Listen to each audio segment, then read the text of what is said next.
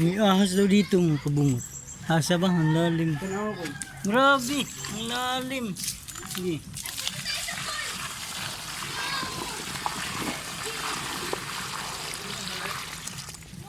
Ahas. Ewan ko, ahas daw. Huwag yun. Baka igat. Ang laki ng ano butas. Ano pa siya? Dalawang, Lagyan mo ng mento siya, lalabas yan. kaya nga, dalawang ano na to, balde. Ubus agad. Cook no? Sabon bird. Na, lagi, dali or ano.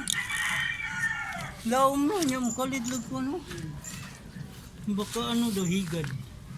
Na higad din eh. Igat? Ah, igat. Ba't igat? Igat mga nurse luyo. Ah, bas ko din. Kanina, dyan buro siya giniduro ang gi-flash. Gusto ko na. Parang may nagpa-flash na eh. Ha? Parang may nagpa-flash. Tas back. Ang daki ng butas no.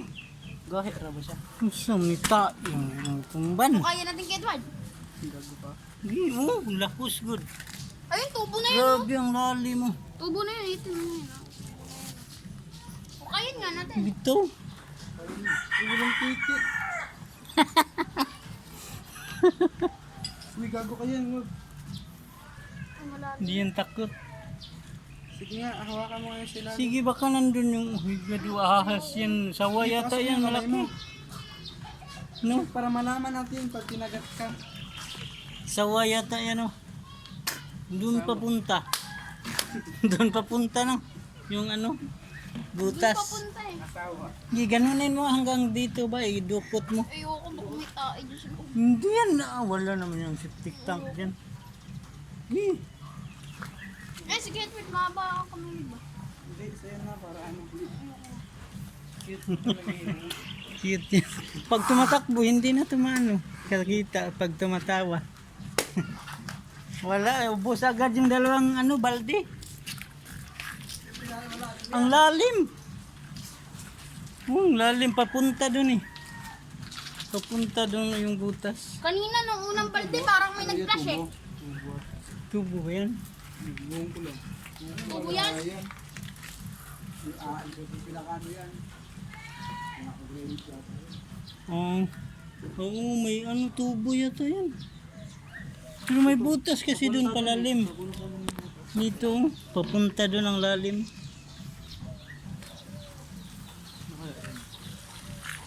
Ano yan? Papunta dun. Lalim na lalim.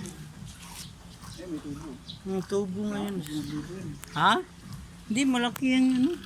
Grape. Baka tubo ng grape. Ha? Dito yan oh. Ang laki yan.